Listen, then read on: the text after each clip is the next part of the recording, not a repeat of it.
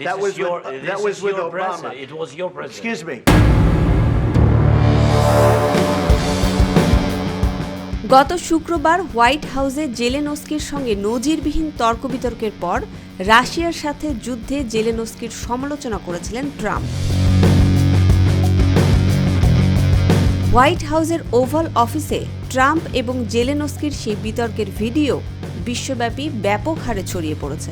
সেই ভিডিওতে ইউক্রেনের রাষ্ট্রদূতকে মাথায় হাত দিয়ে বসে থাকতেও দেখা গেছে।